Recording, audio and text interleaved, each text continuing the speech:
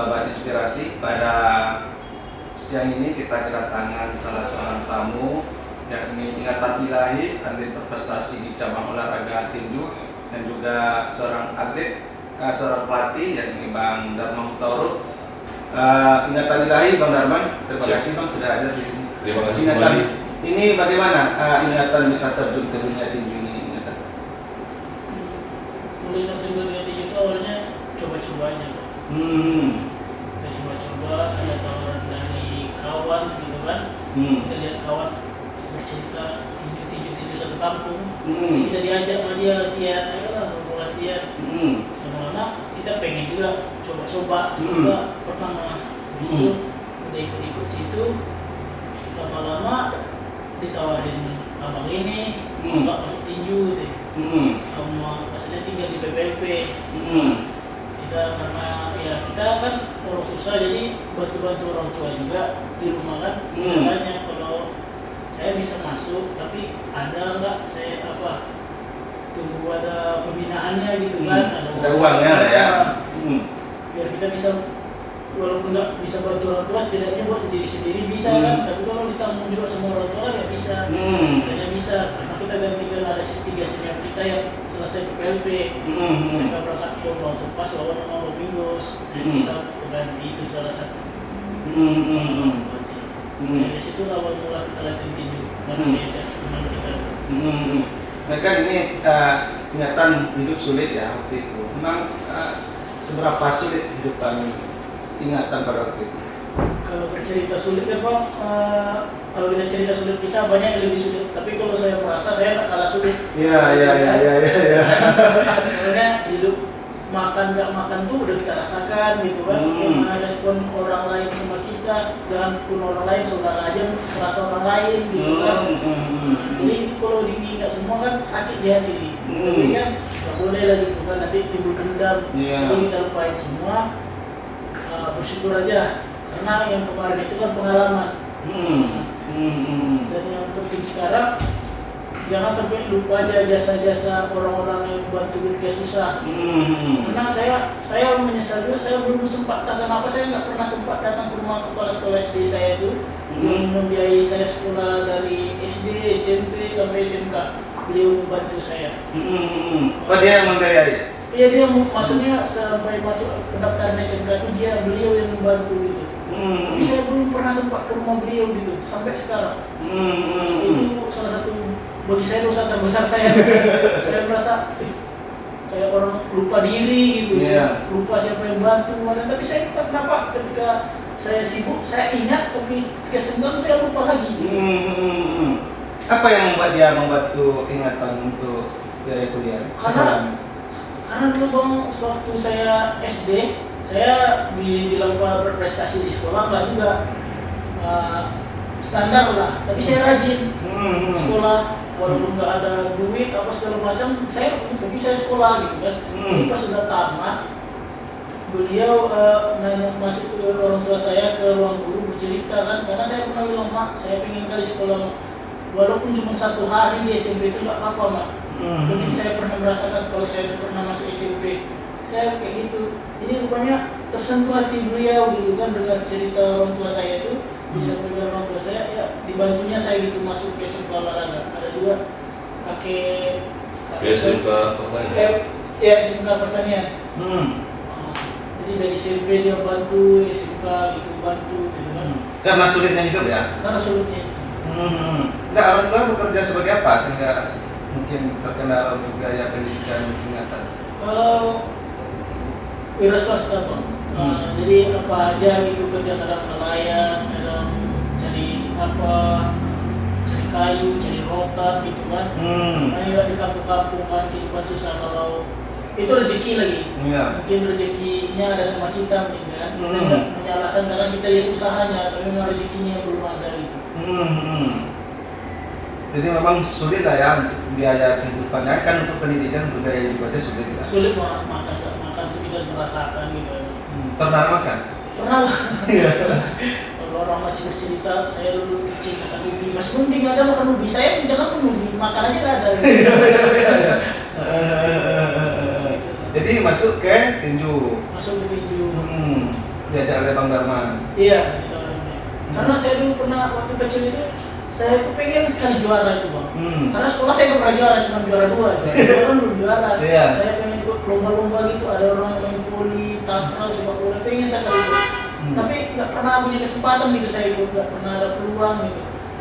Habis itu setelah itu saya jumpa piala di belakang rumah, ada bapak-bapak itu kan, dia memang olahragawan. Iya. Ada piala dia buang gitu kan. Saya lihat piala itu, kapan lah saya punya piala kayak gini. Iya, Saya iya. berikan kita cerita. Kapan lah saya pergi ke rumah saya lem, karena kita tak mau beli lem pakai plastik, kita bakar, kita teteskan di situ kan, jadi lengket, berdiri dia besok jatuh lagi. Kapan nggak punya? Alhamdulillah apa yang dicita-citakan dulu karena niat baik dan nggak menyala lah gitu kan, tulus ada usaha. Alhamdulillah sekarang kita udah punya apa yang kita mau dulu. Nah, dukungan orang tua ketika ingatan masuk ke tinju kan olahraga keras nih. Nah, gimana respon orang tua? Kalau respon orang tua bang, ya namanya di kampung-kampung kan nggak tahu gitu. Yang tahu tinju itu olahraga brutal lah, dan ini kesalahan sebenarnya. Kesalahannya di situ. Karena salah pendahulu kita juga. Kenapa yang bawa olahraga tinju ke Indonesia itu preman gitu, ustad gitu kan. Jadi kesannya itu preman gitu. Ya nggak, pasti nggak boleh bang. Nanti gila, nanti gini, katanya hospital gini. Kalau tengok ini udah miring-miring kepalanya gitu kan. Kita yang gimana ya, yang paling menentang itu mama, memang nggak boleh, tapi kita tetap curi-curi gitu kan.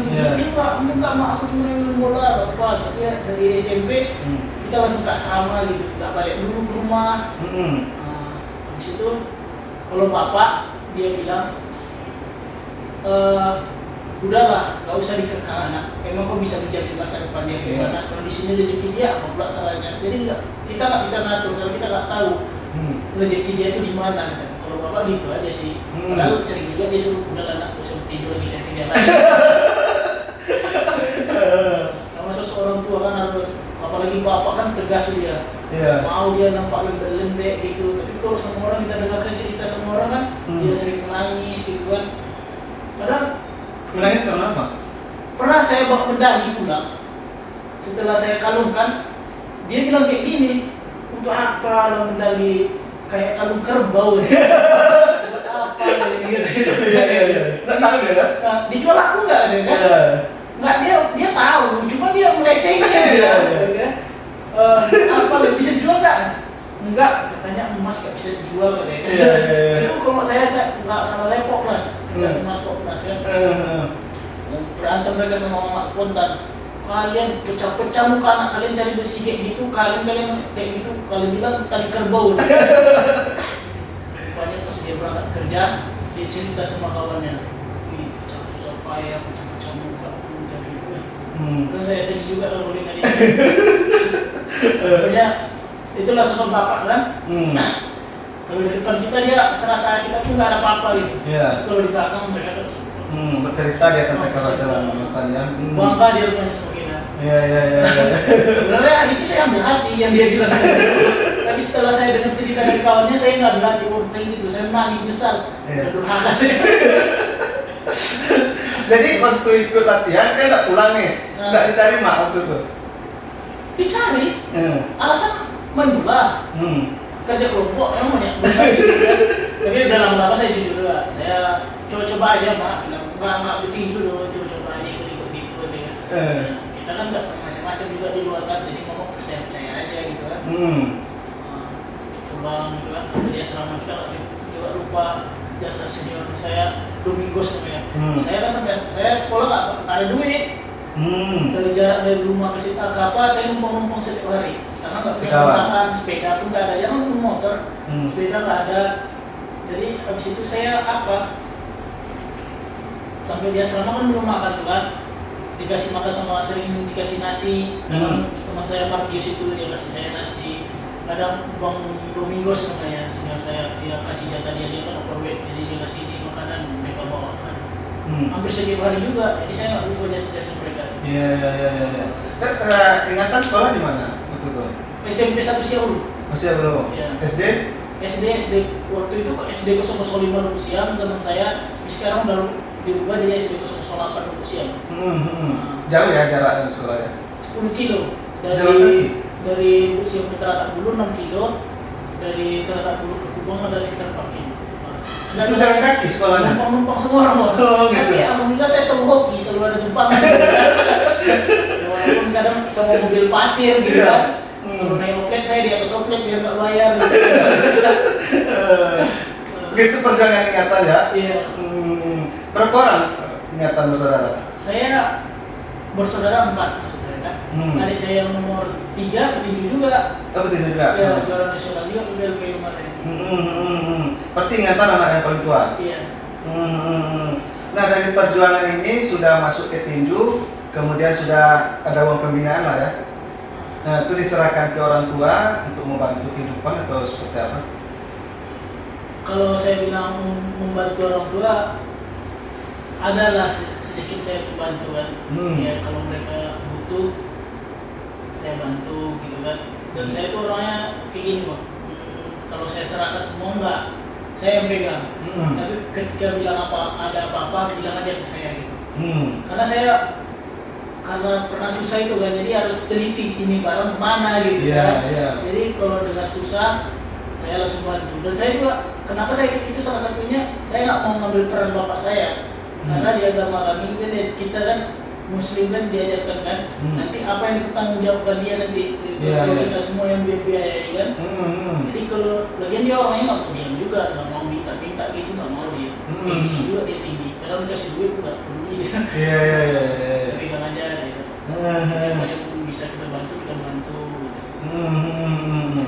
Nah, setelah ingatan masuk ke tinju dan menghasilkan uang dan memberikan orang tua, kemudian berprestasi, bagaimana respon orang tua? Terutama ibu ya yang sempat menolak ingatan waktu itu. Tetap dong, berhenti nak. Jangan. Iya. Itu sosok seorang ibu. Ya ibu saya tuh bang, gimana ya? Satu-satunya orang, satu-satunya perempuan yang menerima saya apa adanya. Biar saya mau saya sukses, enggak sukses, dia ada. Kayak saya bertanding itu kan ada pergi 2 minggu dia nangis. Memikirkan ingatan. Memikirkan. Jadi dia, kalau saya bilang kan, kamu bertanding buat siapa? Membahagiakan saya ke orang tua? Enggak. Karena orang tua saya memang sudah bangga sama saya, memang sudah bahagia. Jadi saya nggak perlu lagi membahagiakan mereka dengan tinju ini. Bahkan, nah, berhenti lah, carilah kerja yang lain gitu. Karena itu kita tahu karena takut dia, takut anaknya kenapa-napa. Apalagi orang tempat saya itu kan anak itu kan penting. Iya. Karena dunia tinju itu yang ninju itu nggak sanggup dia. Jadi perubahan orang tua itu kayak kita nggak ada. Ini ingat dulu ya waktu kecil saya urus dulu, nggak ada. Ini udah berhasil, ini udah besar, nggak ada. Saya tetap sabar buat orang tua saya. Nah, ketika perolehan pernah Pomnas ya, kemudian dikabarkan waktu setelah tanding Pomnas dikabarkan ke emak, ke orang tua, bahwasanya ingatan berprestasi gitu. Kalau itulah yang saya bilang tadi kan, kalau orang tua tuh nggak tahu, saya mas pun aja mereka nggak mau tahu. Iya, nggak peduli ya? Nggak peduli, dia nggak tahu pun itu apa ini apa gitu kan. Palingan orang perubahan dari sekitar banyak. Tapi kalau dari orang tua nggak ada. Mereka masih lihat saya sama saya. Ya waktunya gerak marah. Ya waktunya saya disuruh ke pasar nggak ada. Ini juara apa, ini juara apa nggak ada. Oh anakku. Saya mau bilang.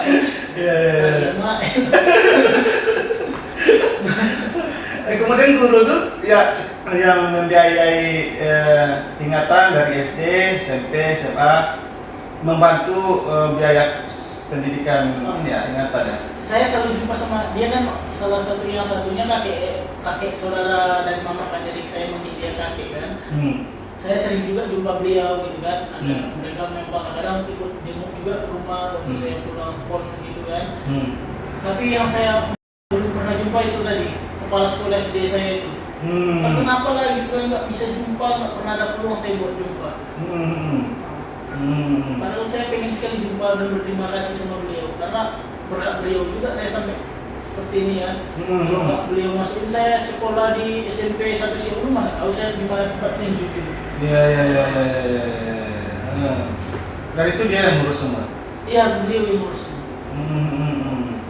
Apa melalui video ini mungkin apa yang ingin ingatan sampaikan ke beliau ke saya pokoknya cuma terima kasih yang bisa saya ucapkan, beribu-ribu terima kasih mungkin nggak cukup, tapi beliau memang punya peran penting dan berjasa dalam hidup saya, gitu kan? Karena selain Bang Darman, beliau juga gitu kan, yang guru yang paling berkesan bagi saya gitu.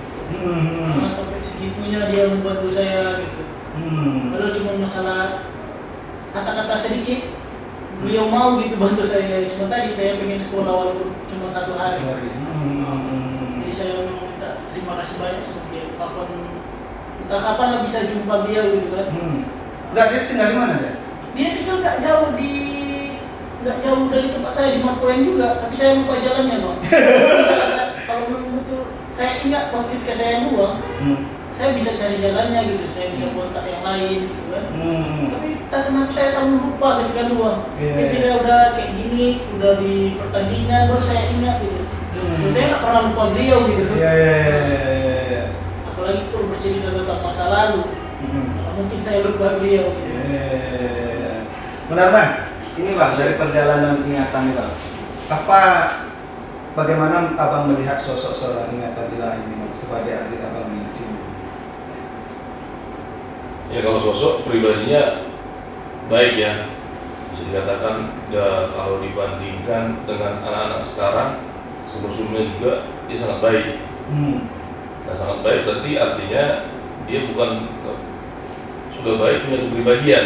Nah pada waktu itu sama seperti cerita dia, dari kampungnya itu dan tidak begitu jauh dari rumahnya ada Mardius yang sudah latihan dulu, dia datang naik motor. Nah karena apa? Dulu kan PPLP itu di situ yang di Marpoen itu ada gulat, silat, tinju. Nah, jadi anak gulat dulu ada SMP 1 Siak Hulu, jadi saya pesan, ada nggak yang mau masuk tinju? Kasih tahu aja, suruh aja datang kemari. Nah waktu itu ada latihan, ada banyak, tapi yang bertahan itu si Mardius. Nah setelah itu Mardius ngajak mungkin ketemu sama mereka cerita-cerita, itulah awalnya.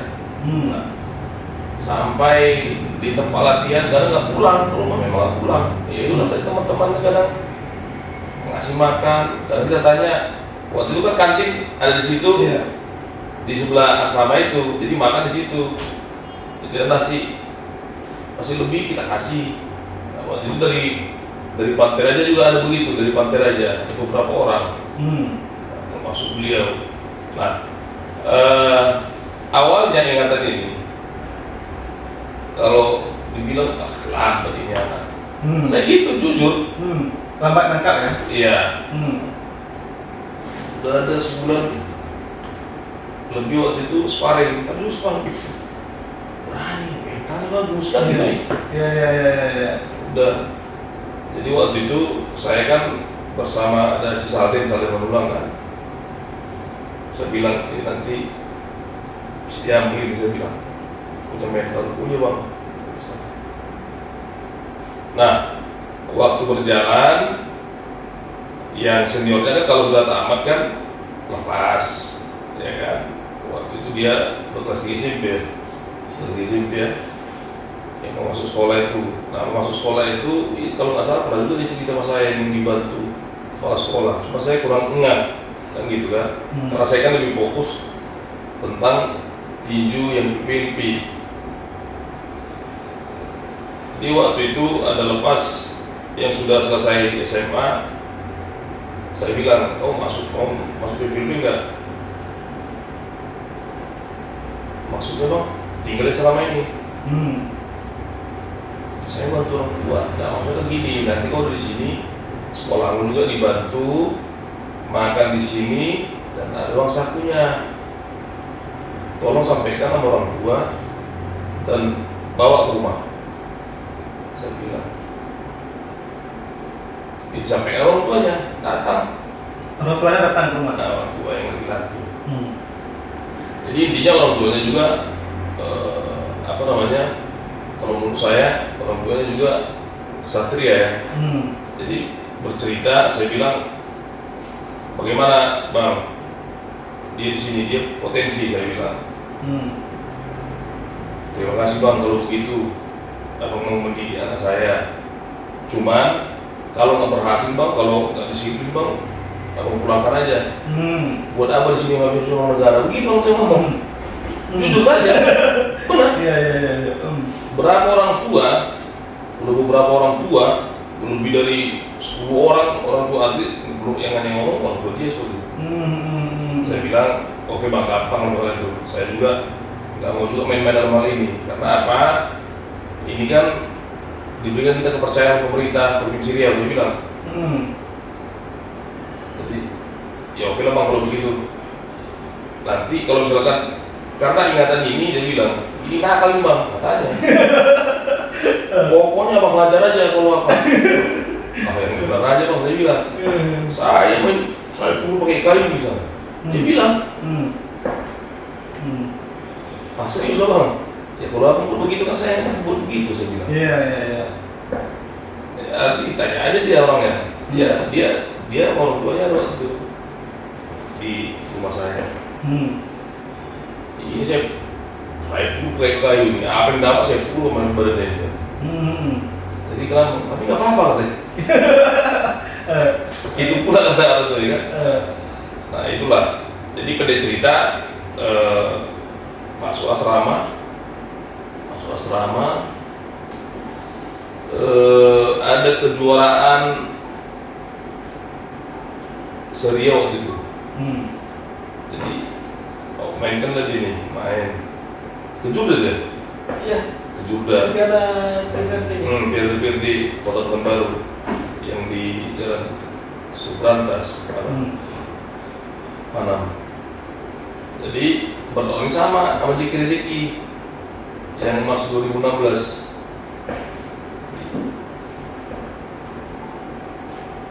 Ketemu di semifinal bukan siapa? Final. Kalah dia. Dan memang kalau Jeki itu taktis lincah. Kalau dia memang tipenya memang kita buat dia fighter murni karena apa? Dia orang pendek kan. Kalau dari segi postur gimana bang? Sebagai seorang petinju? Kalau postur ya sebenarnya kalau ini agak kurang gitu. Tapi kalau nyali ya bisa diakui. Artinya ya teman-temannya inilah mengakui lah artinya yang ada kemampuan. Dan memang anaknya ini kan disiplin. Kuncinya kan semuanya disiplin. Apa yang kita buat dilahap dalam latihan. Itu makanya dia punya daya tahan. Makanya dia kalau main cara ya putus lah dia kan. Kita kalau main cara kan ya harus main fight. Karena dia posturnya. Dan memang mereka hampir ada begitu. Adanya juga, cuma adanya lebih tinggi dari dia. Muhammad Nabil itu juga ada berapa kali itu nasional tuh. Emas perak kok masih harusnya emas tapi curangin waktu itu kan. Kalau tinju kan itu kekurangannya di situ karena olahraga tidak terukur, jadi apapun bisa kecuali kalau kita pukul KO atau RSC semua bisa terjadi. Gitu. Sama seperti yang misalkan SEA Games kemarin kalah nama aja 1-2 2-3 itu pemenang sebenarnya, tapi lawannya udah Asia, dari kejuaraan dunia, sering bertanding keluar dari itu aja kemana. Tinju itu kemana di situ. Nah, dari sisi pertandingan dia memang bisa ya mengalahkan orang yang lebih tinggi dari bisa. saya. Nah, itu kan trik pelatih lagi memberi menu latihannya. Tapi kalau misalkan yang tinggi lawannya dia berjarak di jarak lawannya banyak nggak bisa menang. Iya. Dipepet terus ya. Harus pepet. Itu. Nah dari apa bang, dari setiap dia latihan dengan abang, apakah memang abang dari awal sudah terbayang bahwa dia nanti suatu saat akan menjadi seorang juara di cabang olahraga tinju? Jadi begini, bayangan itu kan cita-cita itu kan selalu harus, cuma kan kenyataannya kan sudah berbeda. Tetapi kenyataannya dia sudah seperti itu. Dan misalkan senior-senior yang ada di Indonesia dulu kalahkannya kan, dari situ kan bisa kita lihat. Dan ini ingatan ini punya motivasi tersendiri, begitu. Ya, alhamdulillah dia dari tinju bisa bangunkan rumah untuk apa orang tuanya. Saya bangga juga saya sampai di situ. Nah, waktu saya awal dulu ke rumahnya saya tahu bagaimana, saya udah tahu. Nah, sekarang saya tahu. Ya, saya bangga, masalah itu jujur aja. Nah, cuman saya berharap, cuman nggak rezekinya lah, belum rezeki atau bagaimana. Saya berharap kemarin itu dia skip, saya harapan saya dia emas. Mas ya. Harapan emas, kalau emas dia berarti berangkat dia untuk Asian Games. Dan kemudian peluang untuk PNS itu udah jelas terbuka besar. Kan sekarang mau juara PON juga dari daerah udah nggak ada. Kalau 2010 yang lalu, 2010, 2011 itu masih ada. Hanya itu aja kekurangannya. Kalau misalkan dia bisa PNS atau apa, ya saya lebih bahagia lagi. Walaupun saya nggak PNS. Nah, memang itu kan tidak jaminan. Artinya kehidupan dia kan tidak jaminan. Mau PNS juga, mau ini juga, sebenarnya nggak jaminan. Tapi memang kalau nggak rezeki kita ya nggak bisa di ini. Tapi minimal pemerintah Provinsi Riau memperhatikan atlet agar nanti atlet-atlet di Riau itu jangan lari keluar. Nah, sekarang kan atlet Riau kan banyak yang keluar. Ada yang keluar lah, bukan banyak lah, ada yang keluar. Gara-gara apa? Ya alasannya klasik. Dari kejaran yang abang ikuti bang, mana menurut abang yang membuat abang begitu terenyuh, terkesan dengan perjuangan ingatan ilahi? Sebenarnya kalau yang paling itu ya di PON kemarin. PON kemarin ya, Papua ya? Iya, PON Papua. Di PON Jawa Barat dia nggak bisa main sama sekali. Oh, kita sedih. Masuk rumah sakit orang namanya. Oh, di PON Jabar? Iya, besok mau bilang baru sekarang sembuh. Dia bilang, abang saya aja nonton, abang enggak, kau harus berangkat. Aku bilang, kau kan bukan kau sendiri, buat kau yang buat itu. Bilang, saya aja nonton. Ya kalau enggak, ya kemungkinan besar harapan besar itu pada saat itu dia harapan kita mas di Jabar. Jadi Jabar. Waktu mau tanding itu dia sakit ya? Iya. Jadi besok misalkan dia sampai kita berdua hari, pas ketiga hari besok dia jadwal bertanding. Tentu kan pagi latihan pagi, latihan pagi ringan, tentu timbang badan. Nah dia katanya menurut dia jam 2 udah sakit, udah panas. Jam berapa? Sekitar jam berapa? Aku bangunin. Aku udah ngomong, itu juga saya. Iya kan? Baru lapor, datang dokter kan, ada spesial dokter di situ kan, dokter Wali dokter khusus kan. Periksa darah, psikolog kan dirawat. Sakit apa ya waktu itu? Waktu itu gejala demam berdarah. Akhirnya di PON Jabar tidak tertanding? Nggak ikut tadi. Nah masuk udah masuk udah diundi, lawan udah ketemu, udah tahu siapa. Maluku Utara udah ketakutan. Artinya begitulah bahasanya kan. Artinya, aduh juga ingatan itu. Begitu. Pada saat itu.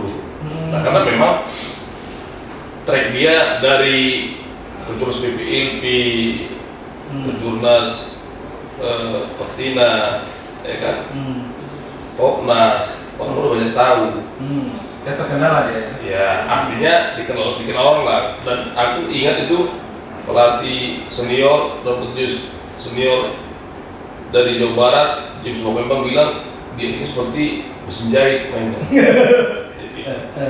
Saya bilang bagaimana mau bikin itu? Ya bagaimana, sama aja lah pelatih saya bilang. Memang saya kalau dalam latihan kalau ditanya cerewet apa, nggak berhenti mulut, nggak berhenti. Nah, memang keinginan kita mereka berhasil. Karena kenapa? Kita bekerja kan nggak mungkin lah kita pengen gagal. Itu aja. Dan kita kalau misalkan atlet gagal itu yang misalkan pelatih, ya kan? Nah, kalau misalkan atlet berhasil, ya atlet terkenal. Pelatih itu belakangan ditanya. Itu ya begitu cerita. Cuma itu kan sejalan walaupun dia agak mengikut begitu. Begitulah. Ingatan, ini kan sempat bangun rumah ya untuk orang tua dari hasil prestasi di Pinju ya. Itu disampaikan ke orang tua mau bangun rumah atau seperti apa? Ya pertamanya dibilang dulu sih. Itu mereka tanya dari mana gini ya hasil minggu kemarin itu kulit terserah anak kalau bayar atau karena juga nggak minta uang inisiatif kita sendiri gitu. Gimana respon orang tua ketika disampaikannya ingatan seperti itu? Itu senang pasti senang kan, cuman mereka usaha tuh biasa aja gitu kan. Dan mereka udah makan aja udah syukur gitu kan, lagi di rumah gitu. Dari prestasi yang ingatan ikuti, kejuaraan apa aja yang berprestasi? Ingatan PPLP, Popnas ya? Kejuaraan PPLP, alhamdulillah kalau prestasi rasanya lumayan juga lah. Selama kejuaraan PPLP semua juara, junior, Popnas, kejuaraan senior, SDE, PON ya. Dari kejuaraan internasional pernah yang diikuti? Cuman kalau yang 10 negara di Manado itu aja sih. Kejuaraan luar negeri nggak ada ya? Belum keluar negeri belum. Belum pernah. Bertanding di luar Ya, tandingnya? ya bertanding di luar. Sudah Ya. beberapa kali, udah ada 3 kali. India, Maroko, sama Kamboja. Itu di bawah PB? Iya. Bawah PB. Nah, dengan perjuangan ingatan sekarang, dengan orang tua yang mungkin terlihat cuek, walaupun sebenarnya dalam hatinya juga bangga dengan ingatan gitu kan. Apa yang ingin ingatan sampaikan kepada orang tua dengan perjuangan ingatan saat ini? Ya, saya cuma kembali lagi dari terima kasih banyak atas yang sudah melahirkan saya. Bukan karena kalian saya ini bukan apa-apa, dan kalau bukan karena doa kalian juga saya bukan apa-apa gitu kan. Masalah sikap kalian kepada saya tetaplah seperti itu. Seperti apapun saya, tetap pandang saya anak kalian yang dulu kecil, yang selalu kalian didik dan selalu kalian marah, jangan pernah segan menegur saya. Karena ketika kalian mulai segan menegur saya, disitulah awal kehancuran saya. Sekali lagi terima kasih banyak. I love you. Nah, didikan orang tua terhadap ingatan seperti apa? Didikan orang tua? Kalau didikan orang tua saya yang paling pantang itu sombong. Sombong, berbicara tinggi. Dia paling pantang. Makanya saya pernah kemarin cerita sedikit ini ya, di PON kan orang ada entertainnya itu, jadi bikinlah di koran itu ingatan ilahi menantang Aldum Suguruh di final, akan menjatuhkan Aldum Suguruh. Saya marah, ini kata-katanya kok tinggi kali, padahal saya nggak pernah berbicara. Sakit saya bodohnya, saya tanya beliau, bang ini nggak tahu apa. Saya tanya Pak Semula lah, saya bilang, Pak ini kok saya nggak pernah merangkai kata-kata ini, kok kayak gini kata-katanya. Kan saya nggak pernah pengen menjatuhkan dia, pukul jatuh dia atau segala macam. Nanti kalau orang tuh dengar, dibilangnya saya sombong bagaimana gini. Aman ya, itu nggak ada saya bikin gitu. Rupanya sekarang baru saya tahu kalau itu entertain gitu. Buat aja mereka yang karang-karang gitu. Karena saya takut, karena orang tua saya tuh selalu larang jangan sampai takabur. Makanya saya kalau ditanya apa targetnya, saya nggak pernah punya target. Target pasti yang terbaik. Saya bakal memberikan terbaik, kalau bisa saya korbankan nyawa saya kasih. Tapi masalah hasil bukan urusan saya. Urusan Allah. Jadi penting berusaha dulu ya. Berusaha, kalau mau usaha, lihatlah usaha saya. Kalau bisa nyawa saya kasih. Makanya saya sebenarnya saya tuh kalau berdoa suka maksa. Maksa Tuhan. Soalnya saya kalau berangkat, ya Allah, kalau saya nggak berangkat nih gagal ya Allah, mending saya nggak usah main. Kalau perlu jatuh pesawat. Atau saya mati di jalan urusan saya, daripada saya pulang malu-maluin saya itu betul. Dan sebenarnya yang di Jawa Barat itu salah satu. Ya Allah, daripada saya malu, saya apa kalau memang nggak ada rezeki saya sini, berhasil saya gagal saya, karena mereka yang bertanggung di Jawa Barat itu sudah pernah saya kalahkan semua, perak emasnya, peraknya gitu, perunggunya gitu, saya kalahkan semua. Jadi kalau saya kalah malu, saya malu. Lebih baik saya mati atau apa segala macam. Saya itu kesalahan saya sebenarnya. Kalau maksa. Karena saya ada bukan membawa diri saya sendiri, ada nama orang lain, mati saya, keluarga saya, kalau orang tua saya mereka gimana? Mereka tuh pasti bangga. Cuma mereka nggak pernah menunjukkan bangga mereka gitu. Karena saya tetap anak dia yang kemarin gitu. Jadi itu kesalahan saya, kena saya sekali. Dan yang kemarin sebenarnya saya 2021 itu sih Pak. Nah, seri 2000. Harusnya 2021, cuman dulu 2022 saya kan pelatnas juga, seharusnya saya yang berangkat itu di kelas 52 kan. Jadi setelah itu, waktu itu belum ada perubahan kelas. Nah, saya bilang, wah saya udah TC, saya capek ini segala macam. Kalau memang saya nggak ada rezeki saya, mending saya nggak usah tanding. Wah, mungkin malu ini segala macam. Alhamdulillah saya nggak berangkat. Ternyata rezeki saya belum ada di situ kan. Nah, yang ini tadi saya nggak peduli. Udahlah mau kalah mau menang saya harus bertanding. Penting tampil dulu karena bapak bilang yang kayak gitu doamu deh. Yang penting tampil dulu, kita nak kalah menang urusan belakang. Penting orang tahu usaha kita. Makanya saya post biar mereka nggak tanya gimana. Kok bisa kalah? Saya dicurangi. Kalau saya ngomong kayak gitu pasti bilang, alasan kalah aja. Jadi saya post lihat sendiri. Baru mereka, kok bisa kalah? Kok gini ya kan enak kita jawab. Belum rezeki gitu kan.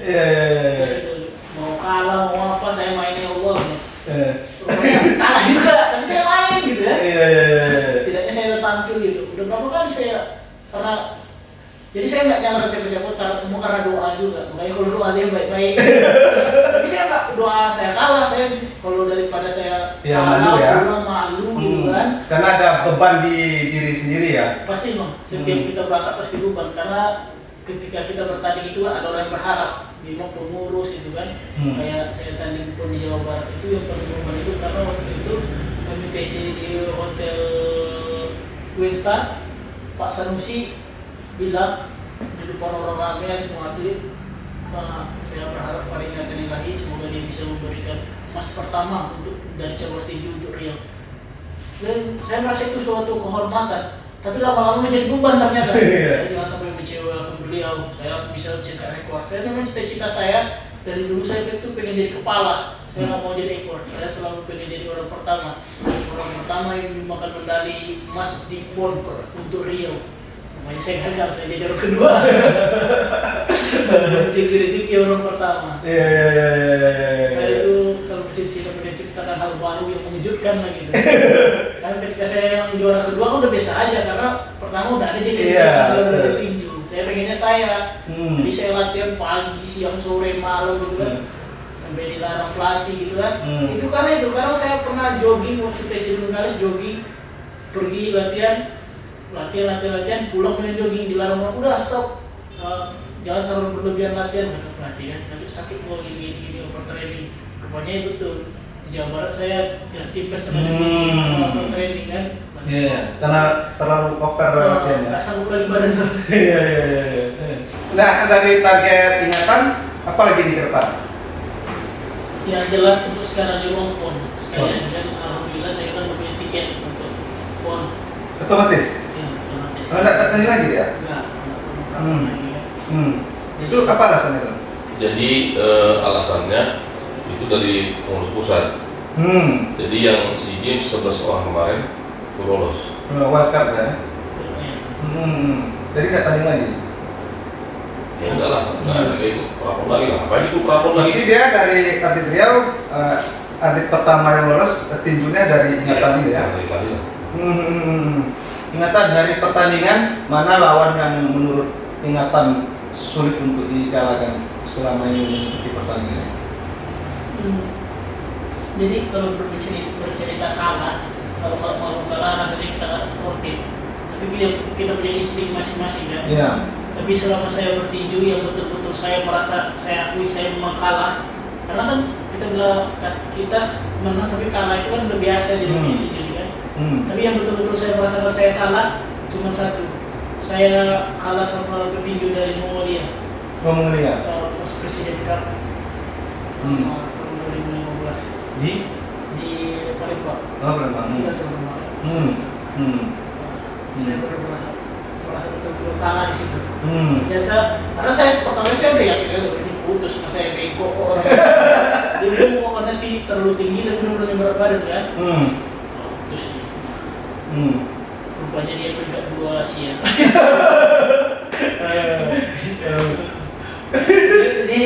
Jadi setelah saya kalah baru saya tahu kalau itu dia peringkat 2 Asia. Ada teman saya peringkat 2 Asia. Karena sombong tadi mungkin tuh.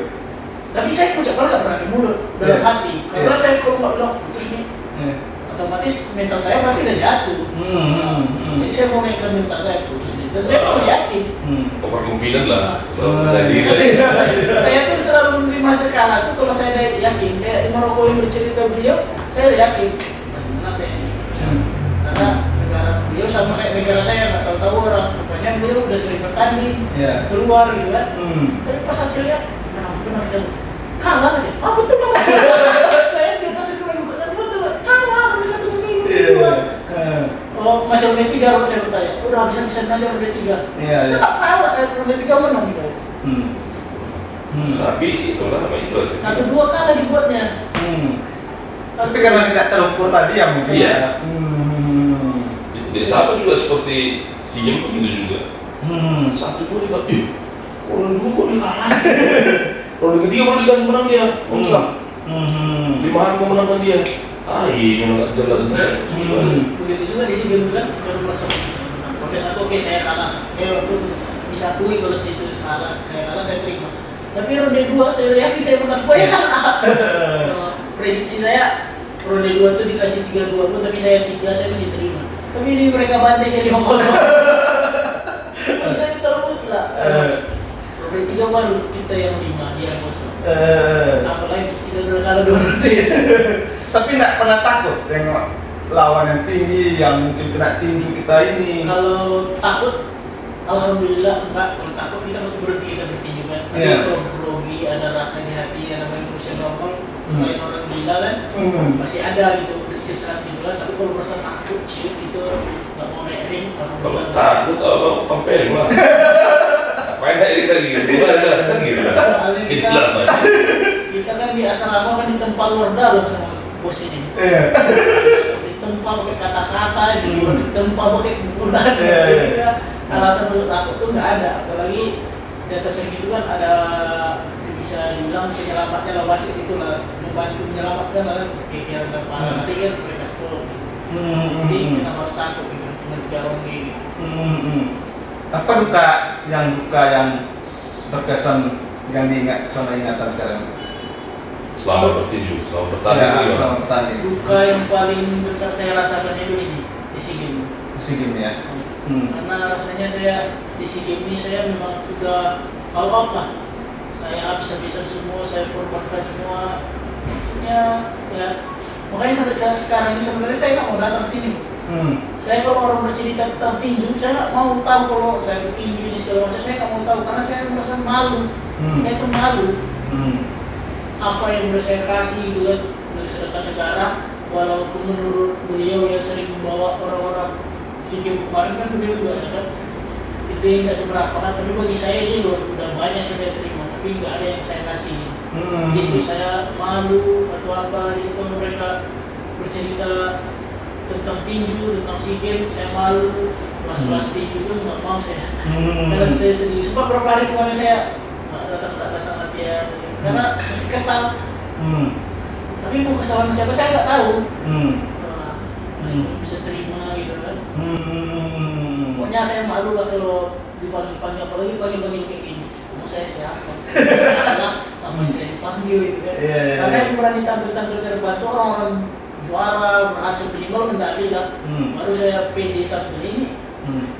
Tapi bagi kami nggak prestasi nih, karena di kebanggaan Riau berprestasi di PON. Ya, saya memang banyak yang bilang selama udah lah orang aja jangan pun ikut SEA Games. Kejuaraan aja susah ikut. Bisa medali, ikut aja nggak bisa orang. Kok bisa sampai SEA Games wakil Indonesia lagi gini-gini. Ya saya itu pemikiran mereka, tapi saya enggak. Karena kita kan punya target sendiri-sendiri. Dan target saya itu selama saya bertinju kalau di Jawa Barat kan sakit, memang saya drop juga, ada sekitar 4 bulan saya sedih. Tapi rasanya itu ini lebih sakit. Sempat dong waktu di Jawa Barat nggak turun? Sempat, 6 bulan saya vakum. Ditinju. Baru beliau bermade latihan lagi, nanti kita ulang lagi dari awal. Beliau selalu support kan. Dan saya masih bertinju sampai saat sekarang ini karena beliau aja. Kalau udah nggak ada beliau saya nggak bertinju. Apa alasannya seperti itu? Karena selama ini kayaknya ya saya cari ini jujur aja dengan beliau, saya itu cuma bikin beliau itu bangga, tapi kayaknya beliau nggak pernah bangga. Ada gimana tuh? Dan itu salah satu saya bikin ya orang tua saya juga ujung-ujungnya lama-lama saya nggak pengen juga bikin beliau bangga gitu kan. Karena beliau tuh biasanya saja kalau saya kadang kan orang kan kalau ini atlet lain saya dapat ini atletnya berprestasi, ini pelatihnya pasti unggul kan nih, enak unggul gitu kan. Kalau beliau mana ada, paling lama saya pernah bertanding STE itu kalau di kan olahraga kejuaraan besar, saya juara sih. Padahal status masih junior masih PPLP, saya udah bisa juara. Sekali petinju terbaik lagi. Sedangkan yang bertanding di situ cuma bisa yang juara-juara aja. Nggak bisa yang lain sembarang. Juara lah. Juara nasional, dapat medali. Dan saya terbaiknya lagi ibarat juara umum lah saya. Nggak ada. 2014 ya. Dia nggak bangga ya? Nggak bangga ada ya? Seminggu saya nggak dimarah. Habis itu saya terlontar, sombong. Itu salah satu. Ya, itu didikan saya nggak mau sombong ini. Makanya saya kalau dibilang orang sombong, saya tuh paling marah, paling langsung respon kan karena apa saya udah capek merendah. sampai kalau saya bilang apalah saya ini nggak ada apa-apa ya, dia bilang amin semoga bukan ada apa-apanya, tapi dongkol lah. Karena bagi mereka kelewatan kali gitu kan.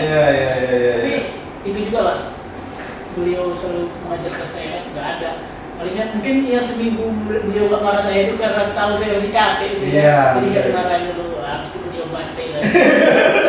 Terus mau ini segala macam, jadi buat sombong itu nggak sempat. Belum sombong aja dibilang sombong, apa lagi sombong? Karena prinsip dalam olahraga terutama tinju, dia juara pada saat di atas podium. Begitu turun udah nggak juara. Karena kenapa? Sudah ada orang yang akan mau mengalahkan dia lagi, itu pasti ya. Nah, bangga itu kita bangga, tapi kita nggak pernah tunjukkan itu. Karena kenapa? Bedanya bangga dengan sombong itu nanti cuma sekedar rambut. Sulit. Jadi saya juga paham itu, bahasa itu dari ketum yang sekarang Pak Komarudin Simanjuntak. Jadi bangga itu dengan sombong hanya sekedar rambut. Jadi kan memang kita ya itulah harus rendah hati, bukan rendah diri, rendah hati. Ya kan, apapun yang kita kejar, tetapi walaupun kita semakin rendah hati itu semakin diuji oleh Yang Maha Kuasa, oleh Allah itu pasti. Dan godaan makin banyak. Itu aja kita lakukan. Saya jujur aja, kalau saya kan masih mau melatih itu memang harus disiplin lah, berusaha disiplin lah gitu lah. Berusaha tidak dan ingatan ini IP-nya juga begitu, nggak terlalu, makanya bilang kau jangan sombong kau, terus begitu aja. Tapi bangga kan abang punya atlet seorang ingatan ya. Pasti bangga lah. Cuma kan kebanggaan itu kan nggak pernah kita tunjukkan ke dia. Itu sama pula dia kan gitu nih. Itu yang kita jaga. Orang kebanyakan begitu. Atlet saya dulu itu udah banyak bahan sama saya. Ada dulu, ada beberapa itu yang begitu dulu nama. Kita bawa, usia belum masuk, kita paksa, kita minta surat pernyataan dari orang tuanya, pakai materai, kalau terjadi apa-apa tanggung jawab, kan begitu. Terus saya juga begitu ngomong, nggak boleh main, juara pula. Setelah itu, akhirnya kita ulang lagi dari nol, kira-kira begitulah. Kan sayang kan.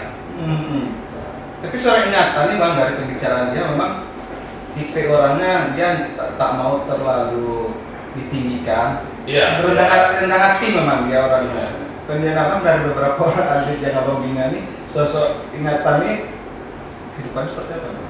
Ya kehidupannya, makanya ini Makanya saya bilang, saya tadi kan saya bicara, saya bangga dia bisa mengungkap orang tua. Kemarin. Benar. Bukan karena tinju ini banyak dapat duit, bukan. Nah, saya lihat dia ini honornya dulu kan dia 600 ribu. Kalau dia sampai sekarang PPL 600 ribu dan PPL itu akan habis ini bulan ini, ya kan? Ada dulu kejurnas, misalkan nih kejurnas PPLP, nanti akhir tahun ada dapat bonus. Misalkan nih kejurnas apa dia, mas dapat bonus, ya kan? Popnas dapat bonus waktu itu kalau nggak salah 40 juta ya, 27 untuk baca ya kan? Ya kan? Iya. Nah, itu disimpan, bisa beli motor untuk dia, bisa untuk gua. Jadi kan kita kan jujur aja, saya pernah bilang bangga, tapi ya saya keluar sih bicara bangga. Ya bangga dia ingatan, jangan langsung dia ingatan. Jadi dia kumpul uangnya, dapat bonus sudah di situ dia selalu. Dan membahagiakan orang tua dia. Iya, insya Allah ya lah.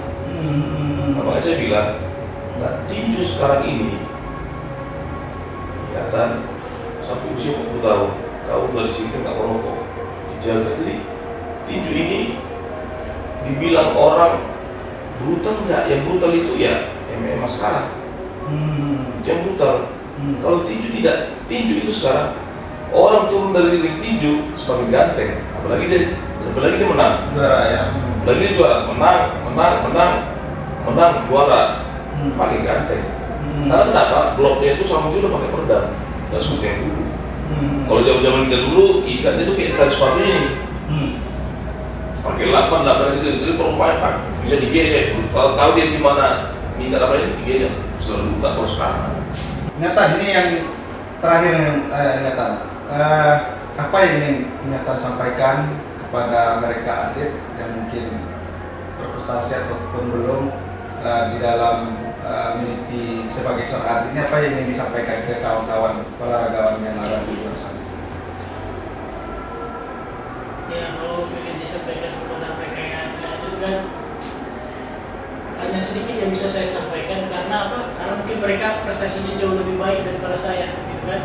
Jadi yang pernah saya, yang sampai sekarang yang masih membuat saya berada di titik ini, jangan sampai sombong aja. Karena saya selalu dilatih orang tua, pelatih saya, mereka selalu bilang sombong itu awal dari kehancuran. Jadi ketika udah timbul aku sombong, berakhir sudah. Karena apa? Kita berhasil bukan karena usaha sendiri, tapi jangan lupa di situ juga ada doa orang lain. Ketika kita sombong, banyak hati yang kita sakiti. Sedang kita berbuat baik aja nggak betul di mata orang, apalagi kita sombong. Jadi itu tetap pada prinsip sendiri, jangan sombong. Hati. Bung Darman, mungkin apa yang ingin disampaikan keingatan mungkin selama Bang melatih atau mungkin kepada atlet-atlet yang lain? Ya, kalau buat ingatan, ya teruslah berkarya, ya kan, walaupun dalam keadaan situasi diri dia sampai sekarang belum punya kerjaan tetap, tetapi saya bilang selalu sampaikan sama dia, tetaplah berkarya dalam tinju, karena dari KONI ada yang diterima per bulan. Ukir terus saya bilang, karena kenapa? Kita kerja, kalau misalkan swasta kerja di misalkan suatu perusahaan, belum tentu dapat gaji seperti itu, dan kita udah diatur bolak-balik, dan kita bekerja dari jam misalkan jam 8 sampai pulang jam sekian. Nah, kalau latihan pagi, sore, artinya nggak pelatih juga, kita bisa latihan sendiri. Karena kenapa? Dia kan masih usia jalan 20 tahun. Kan tinju ini sekarang aturan sampai 20 tahun. Kalau disiplin, insya Allah bisa. Nah, buat generasi muda seperti atlet yang muda-muda sekarang, berlatih dengan sungguh-sungguh dan kurangi yang kurang perlu. Misalkan sekarang kan yang membuat anak-anak agak suram merangkap gara-gara ini sekarang ini, Android ini. banyak main game, banyak ini segala macam. Jadi apa kadang-kala yang disampaikan guru atau pelatihnya, orang tuanya tidak masuk dalam benaknya. Karena kenapa? Memori handphone dengan memori otak udah lebih melekat. Nah, itulah kepada atlet sekarang berprestasi karena sekarang pemerintah semakin memperhatikan kesejahteraan atlet. Ya kan? Kalau misalkan PON, SEA Games, ya kan, Asian Games, Olimpiade, itu kan semakin besar. Olimpiade 5 miliar, yang lalu kan Asian Games 1,5 miliar, SEA Games 500 juta, ya kan? Apa namanya? PON 250 juta, dan bahkan Papua memberikan Papua dengan Papua Barat 1 miliar, ya kan? Nah itulah buat generasi muda dijauhi hal-hal yang negatif. Hal-hal negatif misalkan nih, karena kan banyak apa nih, banyak hal-hal yang berat, rokok lah, narkoba.